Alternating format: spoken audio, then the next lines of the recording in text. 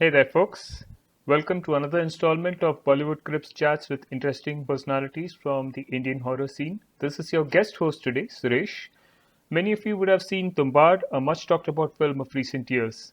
In contrast to the Pyasi Chudels and Pyasa Haivans, or the numerous foreign film ripoffs Hindi horror fans have been saddled with, Tumbbad is of that rare breed of horror movie that has an intelligent, layered plot and even a certain amount of social consciousness that only a few previous films like Aruna Vikas's Gehrai or Sham Benegal's Kondura could claim to have. Today, we have an opportunity to talk to one of the people intimately involved with the film, Adesh Prasad, who is credited as a co-director on Tumbbad. Adesh, please say hi to our audiences. I'm very happy to be here. Thank you so much, Val. All right. So, Adesh, of course, we have a lot of questions about Tumbbad and the making of the film itself. But as a starter, can you please tell us what was your journey in filmmaking prior to Tumbbad and how did this project come your way?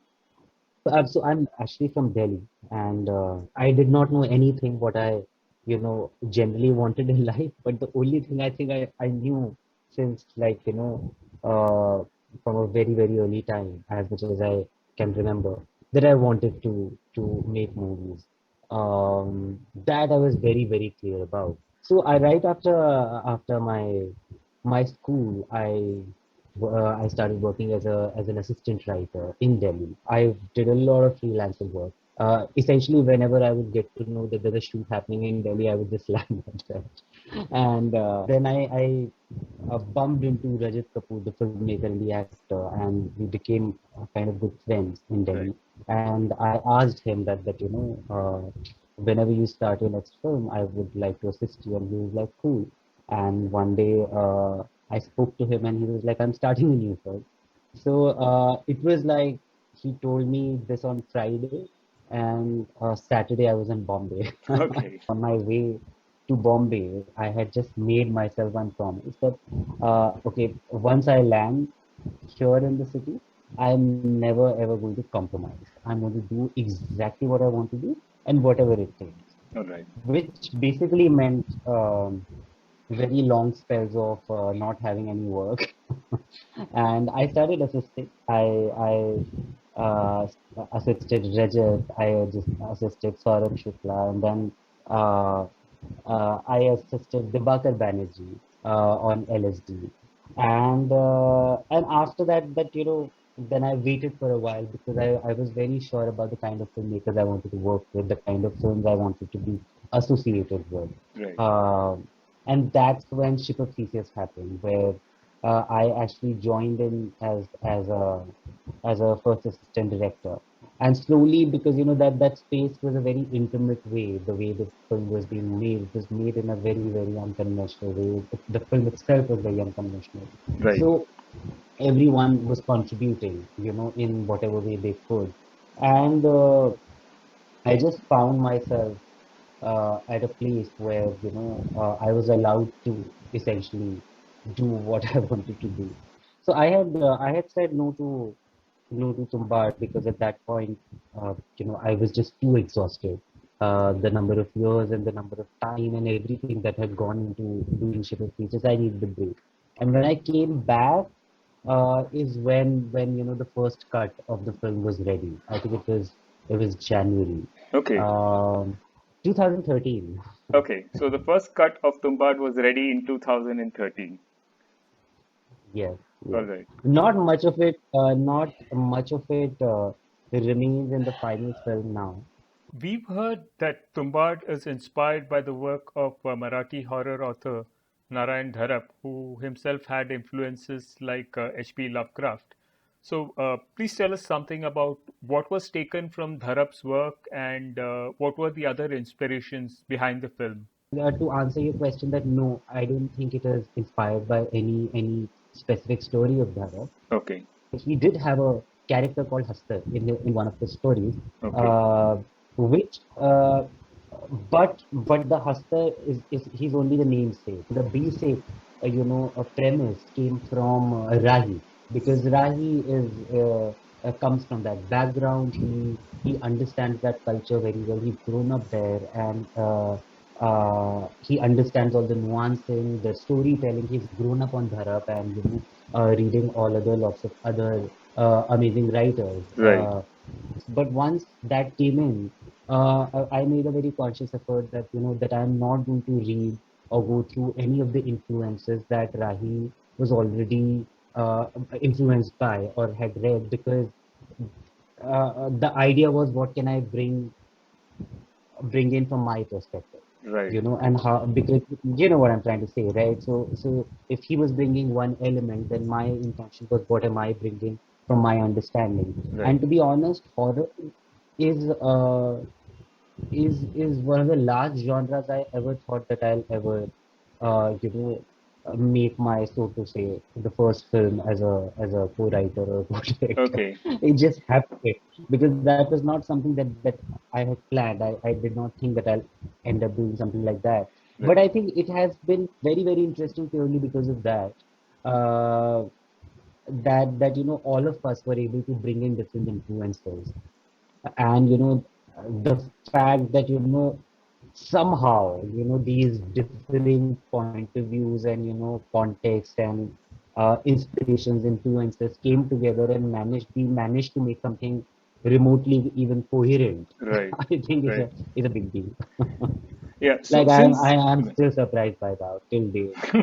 yeah, so since you're already talking about each person bringing something to the table here, I have to say that Tumbbad that way is fairly unusual in terms of having three credited directors. So Right. can you talk a little more about the hierarchy that existed and the specific roles that each of you played in the making of Right. the film? Right. Absolutely. Absolutely.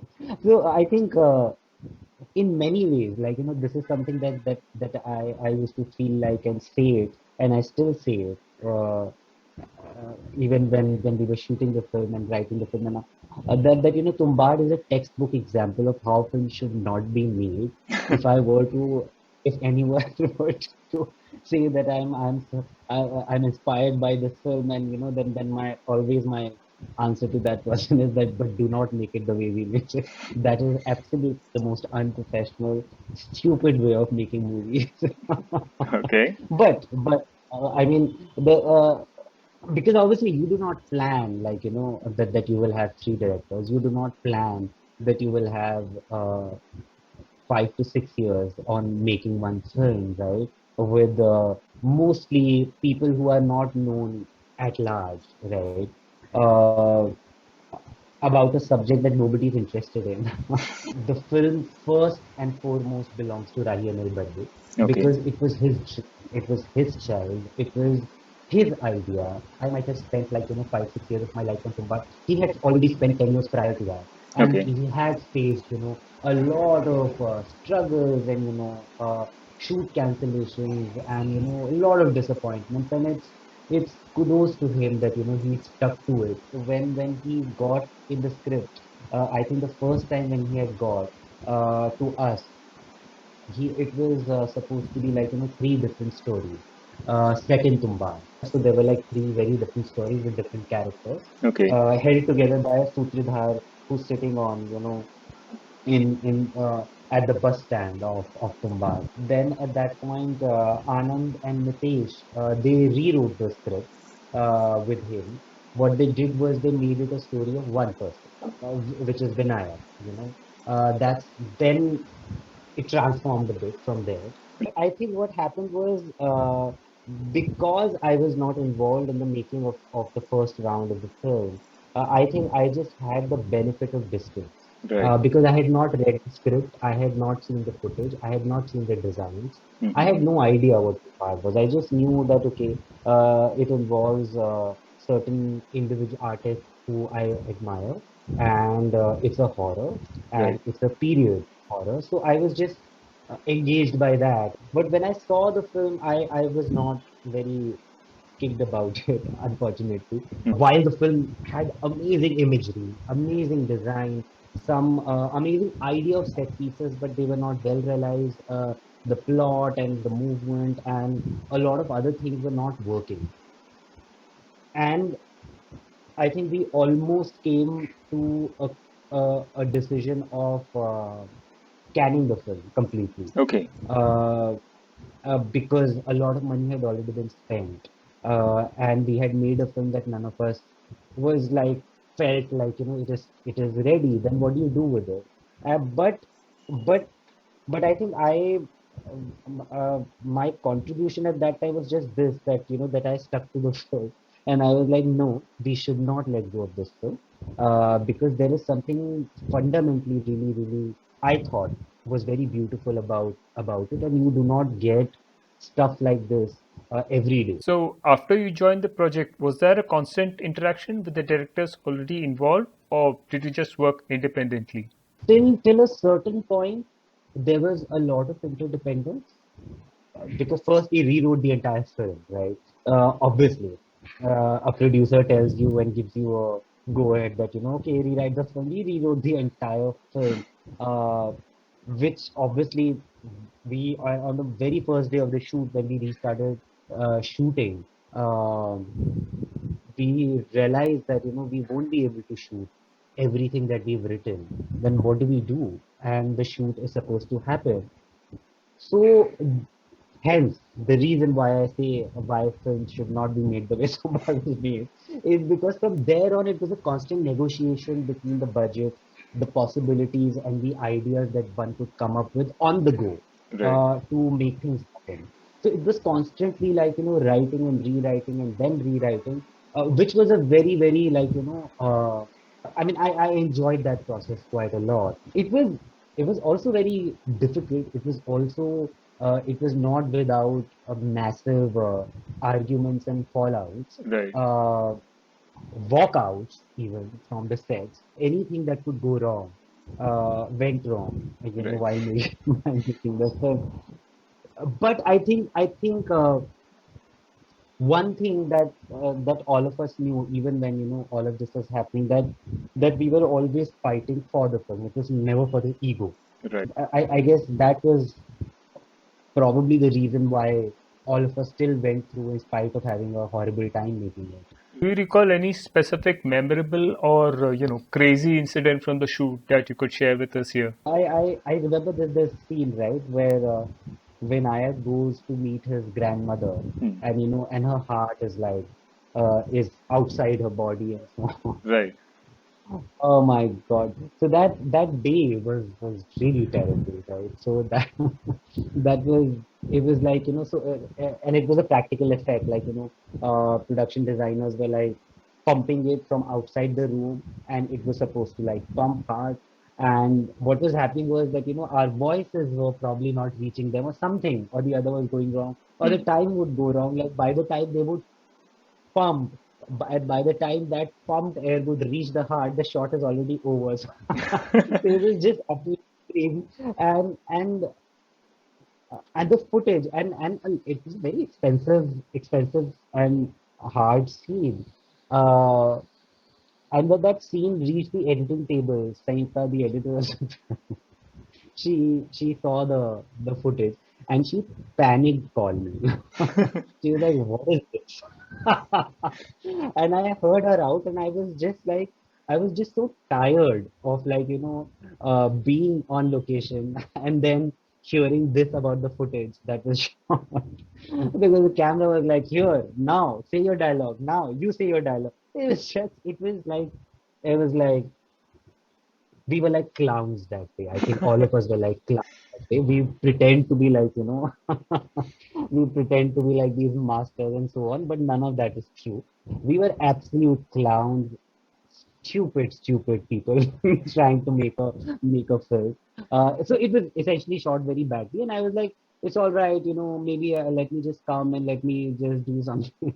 Right. And I went to the editing studio. I saw the footage, and I was so depressed, and I was so anxious, and I was like, this footage is uneditable, and I don't know what to do with it, and I just quietly walked out of it.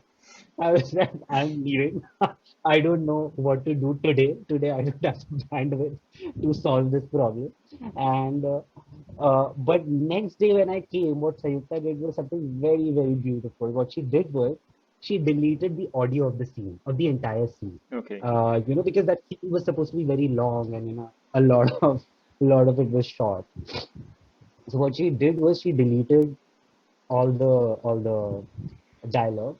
She just picked up the shots that were stable. So if the camera stayed on one character for like 5 seconds, she just took that, and Right. then what she did was she just created like an interaction without knowing what the words are going to be. Like put her face, put his face, put her face, put a long shot, put this mid close up. You have you have this this cut. Just put it, and she created a scene. She gave it to me, and she was like, "Now write this scene." That's a great bit of reverse engineering there. So essentially, whatever had to be said, I had to first make a note of that, and then try and fit it in, the number of shots that I was given by the editor, Right. and then dub it in such a way that no one can tell that, none of it is actually spoken. Well, I certainly, when I was viewing the film, I definitely couldn't, imagine that it was conceived in this form. One of the other people whose contribution requires special mention is the lead actor and producer Soham Shah. From your experience, how would you describe Soham and what he brought to the film? Soham is probably uh, one of the best and at the same time one of the most foolish and one of the most craziest producers that I know. He produced triple pieces at a time, like when no one would pick it up. Tumbad was the same, like it was rejected by each and every studio and producer present in Bombay. Uh, and somehow someone decides to make it. It requires a certain vision. It requires, uh, you know, another kind of superhuman power. And like this is one incident that I always recall whenever I have to give an example that why do I say he's a great producer. During the post production when I was cutting the film,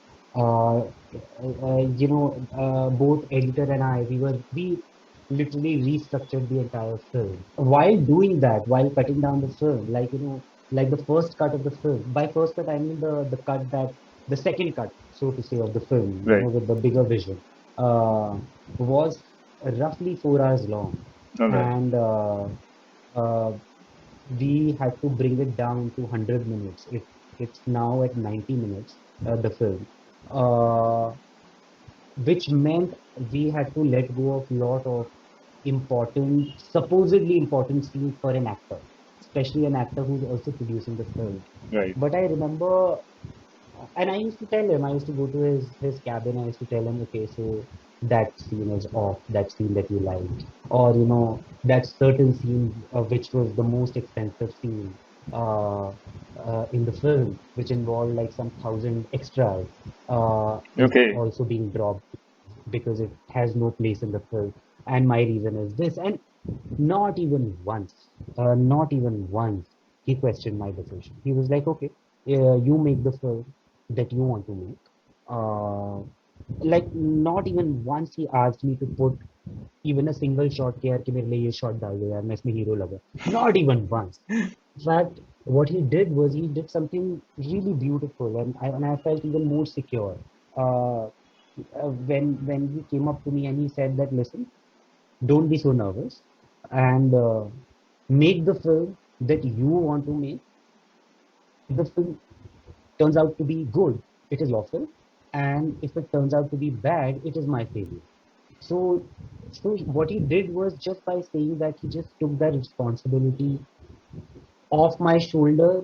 Uh, but in another way, at the same time, I also felt even more responsible. Right. In the sense that you just feel even more motivated to do something which is worthwhile for someone like him, because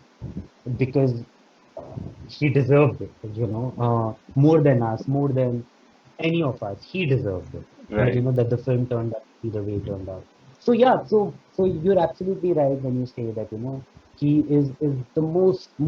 I have literally seen him, like begging people to just turn up at the shoot, to not be angry, to, like to just to remain calm. And acting in itself is uh, such a crazy job. Right.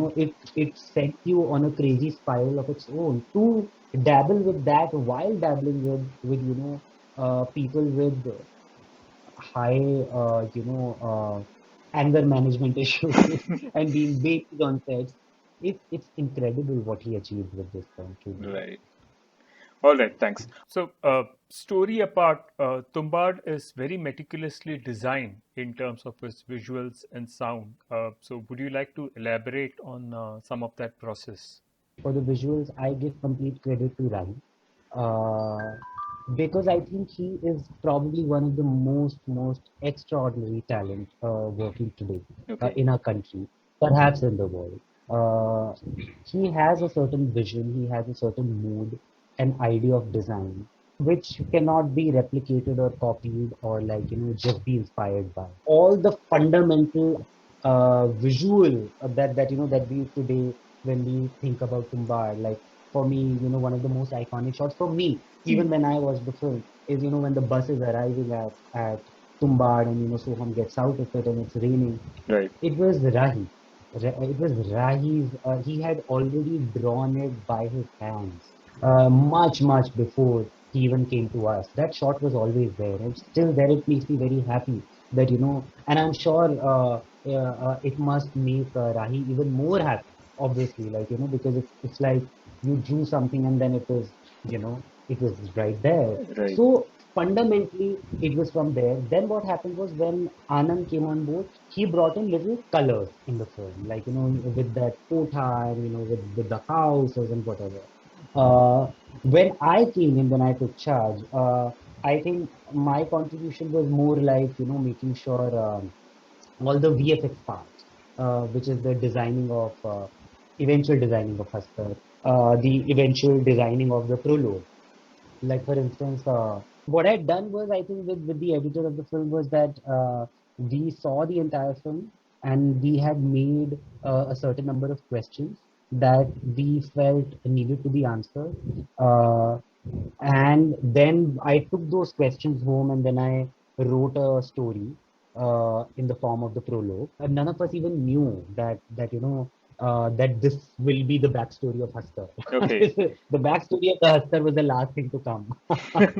So, I just have to ask so this. So, before you came up with this prologue, hmm, was it that the story of Hassar wasn't known at all, and he was just a monster that happened to be he in was the? just a monster.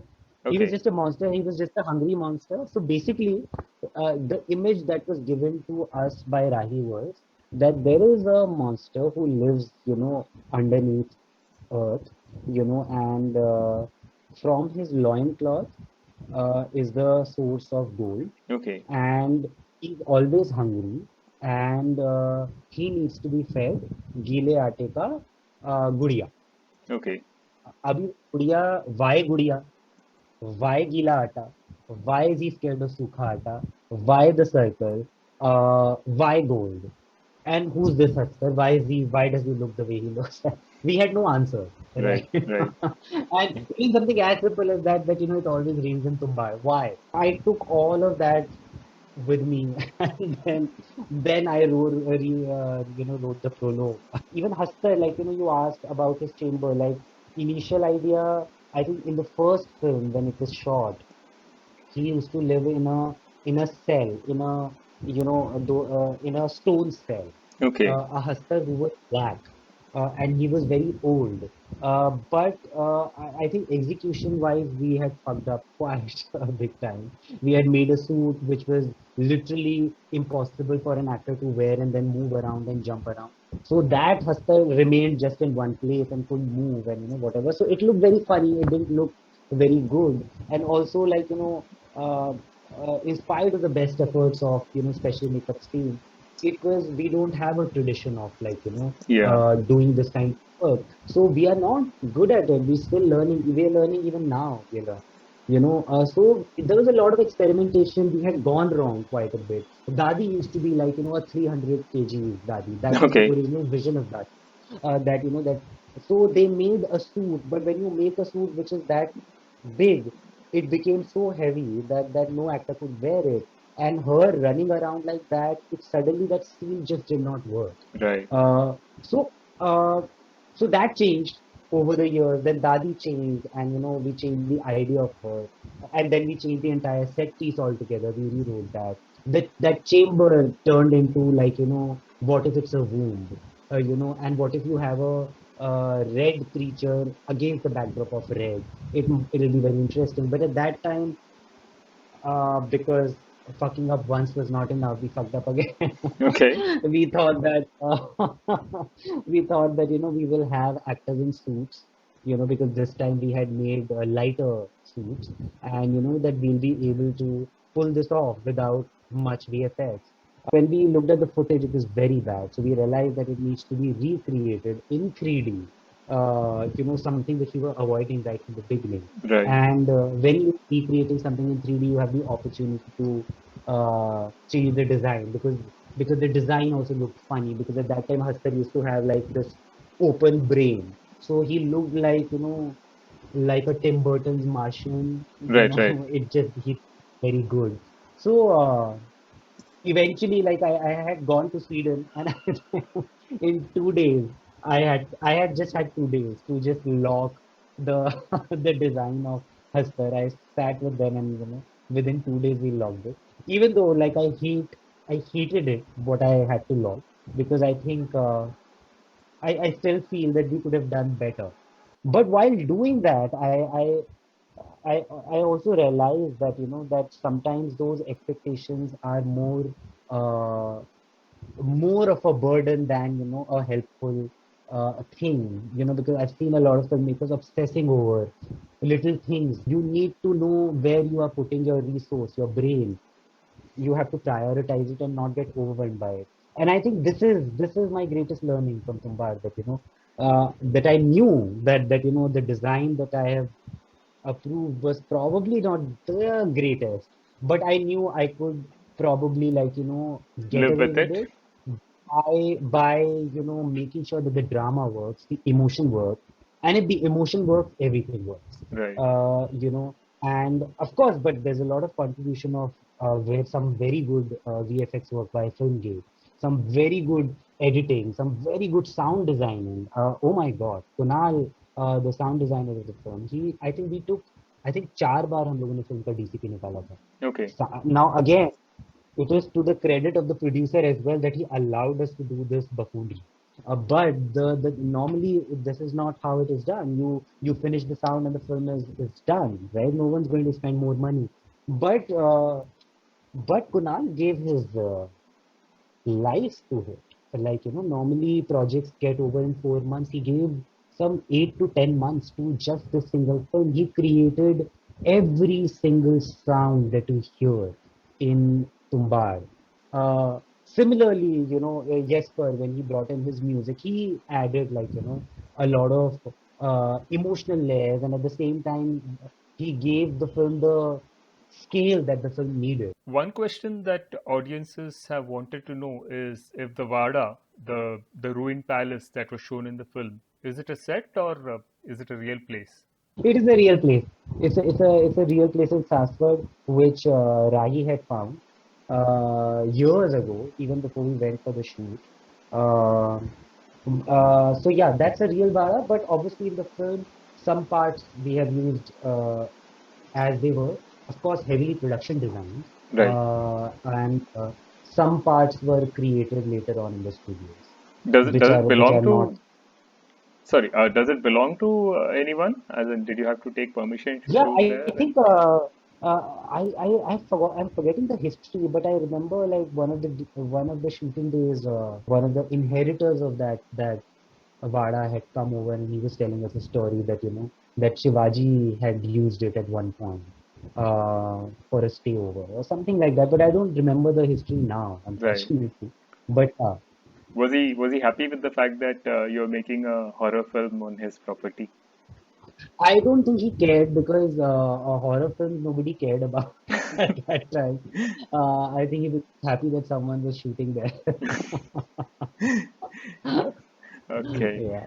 Now, horror film fans who also like to collect films would definitely be interested in a physical disc release that also incorporates at least some of the deleted material and concepts from the previous versions of the film or the previous shoots. So, are there any plans for that? I, uh, I think about any work which is related to Tumbbad and my first response, my body responds by like a massive sigh. Because that involves some work going back to the same old self. I do not know right now, but probably Right.